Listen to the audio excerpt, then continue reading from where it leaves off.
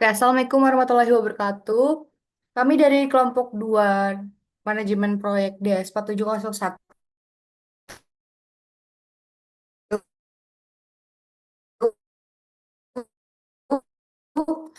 Plan.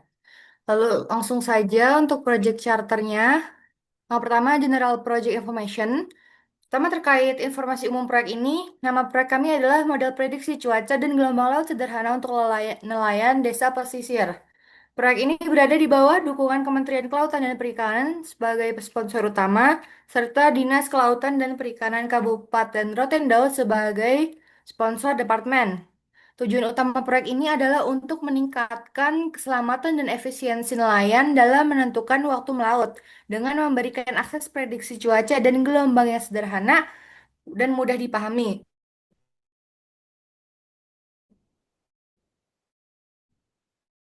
Nah, proyek ini edukasi masyarakat dan kebutuhan operasional lapangan. Yang kedua, untuk proyek tim, proyek ini dipimpin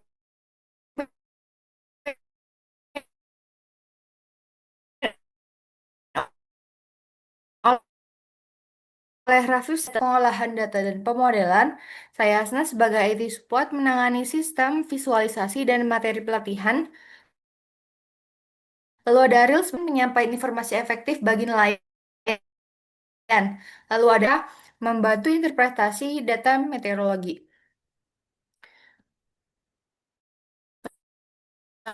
Lalu yang ketiga ada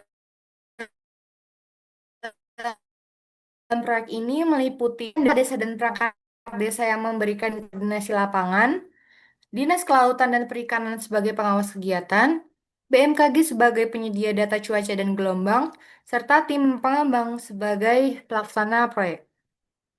Yang keempat, untuk proyek Skops. Nah, di daerah pesisir mengalami kesulitan dalam menentukan waktu aman untuk melaut.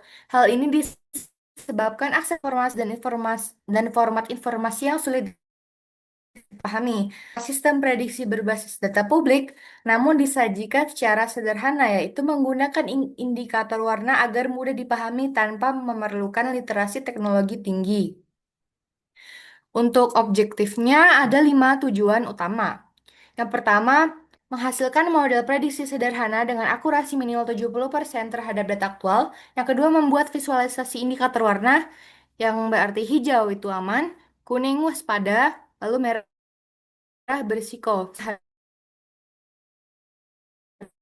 Harian nelayan kepada minimal 20 nelayan tentang cara prediksi. Yang keempat, menyediakan leaflet atau poster panduan yang ditempel di area publik desa. Yang kelima, membantu nelayan mengambil keputusan lebih aman sebelum melaut. Yang kelima ada deliverables. Output proyek meliputi yang pertama, dataset cuaca dan gelombang historis yang bersumber dari BMKG atau Open Weather Map. Yang kedua, notebook atau model prediksi sederhana dengan Python atau Excel. Yang ketiga, visualisasi dan leaflet panduan prediksi. Yang kelima, dokumentasi, pelatihan, dan laporan akhir kegiatan. Lalu ada scope. Di sini scope dibagi menjadi dua, yaitu in scope, yaitu cakupan project, sama out of scope, yang di luar cakupan project. Yang untuk in scope ada mengumpulkan data cuaca dan gelombang dari BMKG.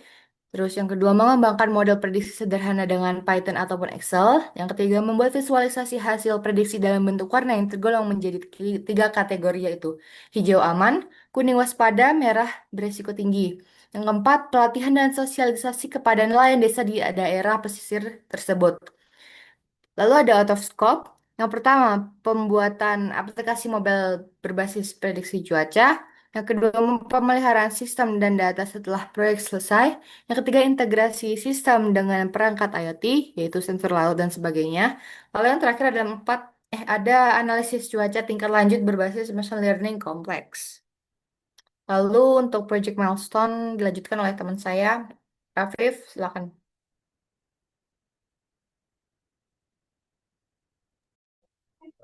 Oke, baik, terima kasih rekan saya Asna. Lanjut ke Project Milestone. Itu yang pertama ada Inspection Week 1, penentuan lokasi, identifikasi kebutuhan nelayan, dan pembuatan Trello board untuk perancangan proyek. Terus yang kedua ada planning di minggu kedua, mengumpulkan data cuaca dan gelombang, perancangan model prediksi, serta pembagian tugas di Trello. Terus untuk buat minggu ketiga dan empat, pembangunan pengujian model prediksi, pembuatan visualisasi hasil dan pencatatan progres di Trello.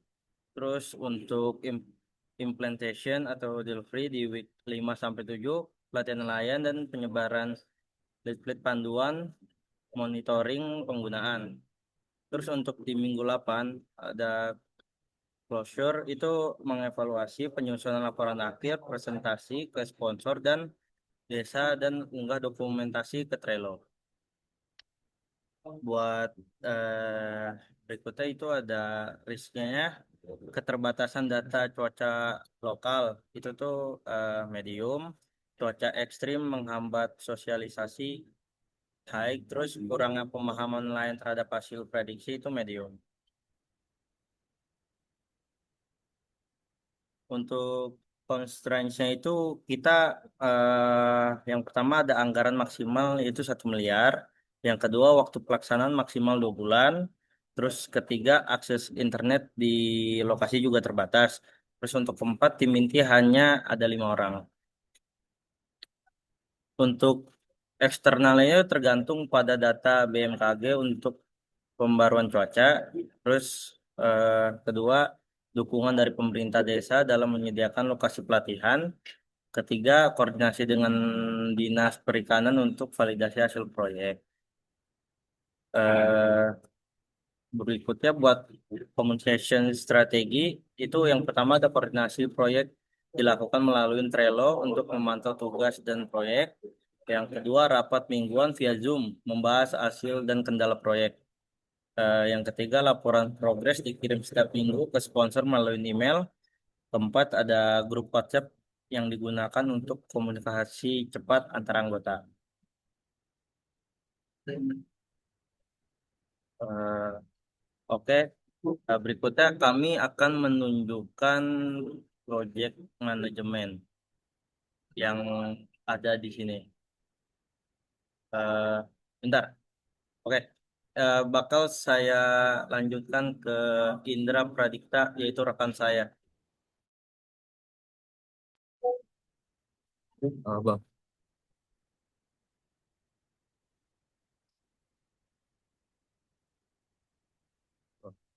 Bang. Oke, terima kasih rekan saya Revisit Kiapiando. Saya akan menjelaskan tentang profil perusahaan atau instansi pendukung. Itu proyek ini merupakan inisiatif kolaboratif antara Kementerian Kelautan dan Perikanan, bisa disingkat KKP, sebagai eksekutif sponsor dan Dinas Kelautan dan Perikanan Kabupaten Rotenda sebagai departemen sponsor. Proyek dilaksanakan dengan dukungan pemerintahan desa pesisir setempat serta keterlibatan mahasiswa dari bidang project management, data science, dan komunikasi masyarakat sebagai pelaksana utama. Lalu project introduction-nya, nelayan di daerah pesisir masih menghadapi kesulitan dalam menentukan waktu aman untuk melaut akibat kurangnya akses informasi cuaca yang mudah dipahami. Oleh karena itu, proyek ini bertujuan untuk mengembangkan model prediksi cuaca dan gelombang laut sederhana berbasis data publik dari BMKG atau Open Weather Map.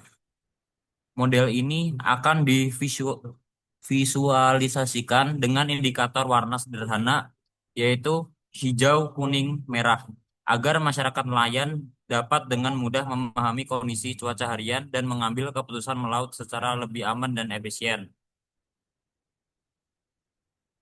Lalu ada project scope management yang terdiri dari 5 level.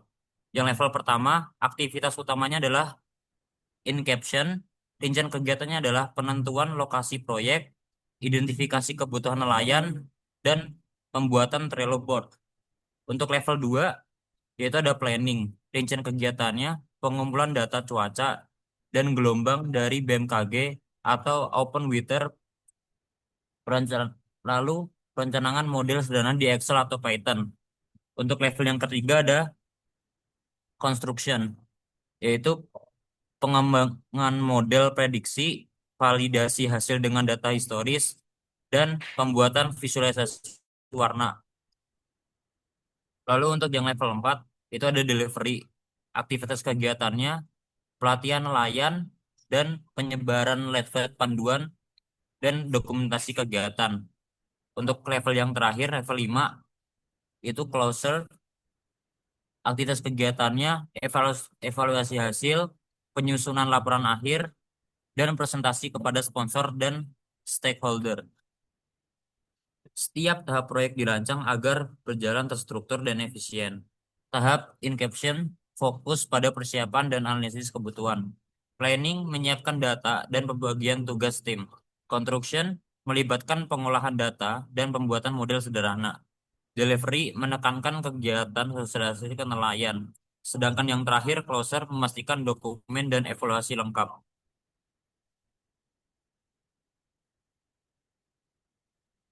Untuk bab selanjutnya dijelaskan oleh teman saya, Ariel Furkano.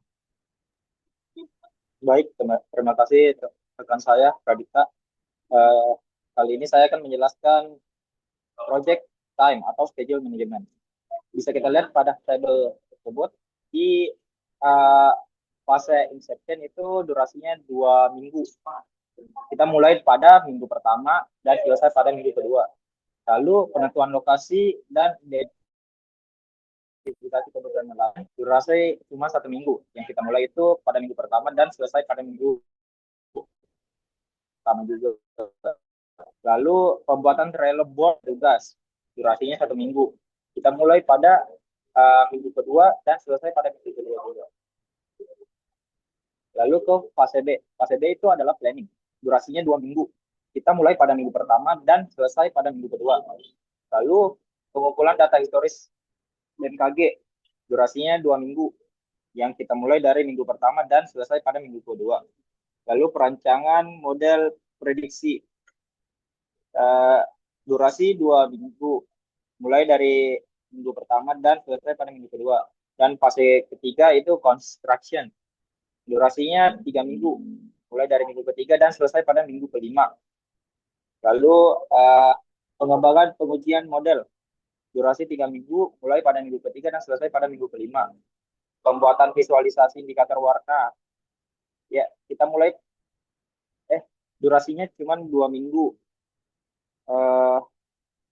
Kita mulai pada minggu keempat dan kelima. Fase keempat yaitu delivery. Kita mulai durasinya 3 minggu, yang kita mulai dari minggu ke-6 sampai minggu ke-8. Persiapan lokasi dan materi pelatihan. Durasinya 1 minggu. Kita mulai pada minggu ke-6 dan selesai pada minggu ke-6. Pelatihan dan sosialisasi nelayan. Durasi kita 2 minggu. Kita mulai pada minggu ke-6 dan selesai pada minggu ke-7. Lalu penyebaran leaflet atau poster panduan di area publik. Durasi kita 1 minggu, yang kita mulai dari minggu ke-7 dan selesai pada minggu ke-7. Lalu penyusunan laporan akhir dan unggah dokumentasi ke Trello. Durasi kita 2 minggu dan selesai mulai pada minggu ke-7 dan selesai pada minggu ke-8. Poin KA, dasar perencanaan. Jadwal ini disusun berdasarkan durasi maksimum proyek, yaitu 2 bulan, di mana setiap fase milestone dari proyek charter dialokasikan secara proporsional. Poin B, ketergantungan tugas. Ketergantungan kritis yang perlu diperhatikan. Sekuensial, tugas 3.1 atau pengembangan model hanya dapat dimulai setelah tugas 2.1 atau pengumpulan data dan 2.2 perancangan model selesai, karena model membutuhkan data dan perancangan. Overlap atau paralel. Yang fase pertama atau fase inception itu minggu 1 sampai minggu kedua, dan planning minggu pertama dan minggu kedua dijalankan secara paralel untuk menghemat waktu. Di project manajemen atau RAPID dan komunikasi, masyarakat Ariel dapat fokus pada identifikasi kebutuhan, sementara tim data sains, Nora, dan analisis cuaca Indra memulai pengumpulan data. Pengembangan model 3.1 dan pembuatan visualisasi 3.2 memiliki tumpang tindih. Setelah model mulai stabil pada minggu keempat, tim dapat langsung membuat desain visualisasi sehingga model dapat segera diintegrasikan. Poin kecil, manajemen komunikasi dan progres. Untuk mengelola dan memantau jadwal yang ketat ini, tim akan menggunakan uh, 3 hal. Yang pertama adalah Trello sebagai pusat koordinasi utama untuk memantau tugas dan progres proyek secara real time. Setiap teks di Gantt chart di atas harus direpresentasikan sebagai chart di Trello. Poin kedua, rapat mingguan dilakukan secara Zoom untuk membahas hasil yang telah dicapai dan kendala yang dihadapi dalam jadwal. Poin ketiga, pelaporan. Laporan progres jadwal harus dikirim tiap minggu ke eksekutif sponsor atau KKP melalui email. Lalu D, asumsi dan mitigasi waktu. Yang pertama, keterbatasan data BMKG. Jadwal keterbatasan data BMKG berasumsi dari BMKG dapat diakses segera pada minggu pertama dan minggu kedua. Keterlambatan akses akan langsung mempengaruhi fase planning dan construction, sehingga tim harus segera memiliki backup plan sumber data seperti OpenWeatherMap di minggu pertama. Yang kedua, cuaca ekstrim.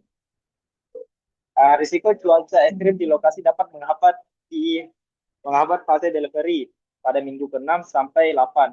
Alokasi 2 minggu untuk pelatihan 4.2, memberikan sedikit fleksibilitas waktu jika sosialisasi terpaksa ditunda.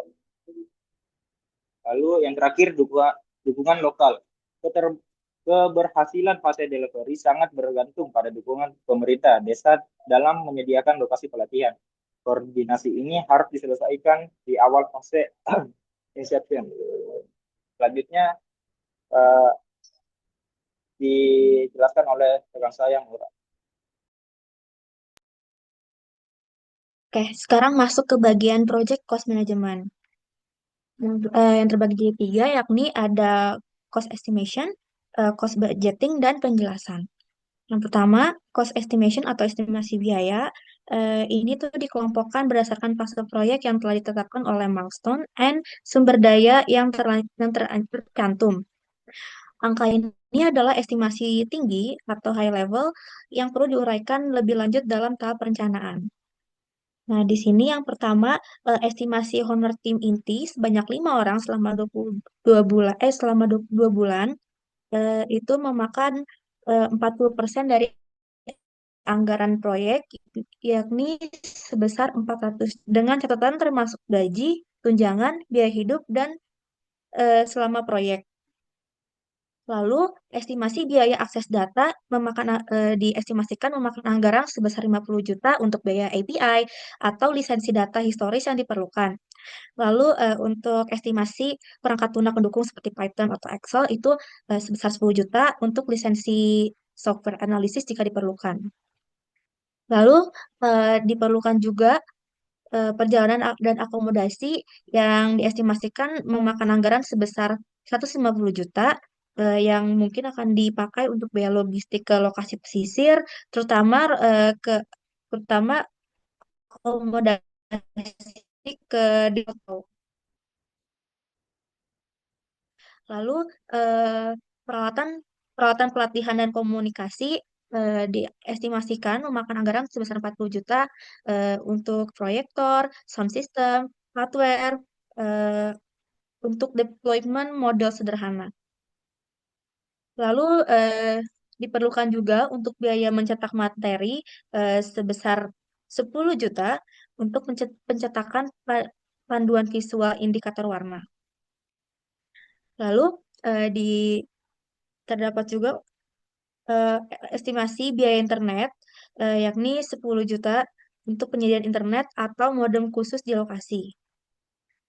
Lalu untuk rapat dan komunikasi via Zoom ataupun WA itu memakan anggaran sebesar 5 juta untuk biaya langganan platform dan pulsa atau paket data. Lalu di sini juga kita mencantumkan biaya terduga sebesar 335 juta yang akan disalurkan untuk cadangan untuk mengatasi resiko seperti cuaca ekstrim yang menghambat sosialisasi. Maka dari semua yang telah dijabarkan, total estimasi biayanya adalah 1 miliar. Lalu masuk ke eh, penganggaran biaya atau cost budgeting, yakni penganggaran dilakukan dengan memetakan estimasi biaya ke dalam fase proyek maksimal selama 2 bulan berdasarkan milestone yang telah ditetapkan.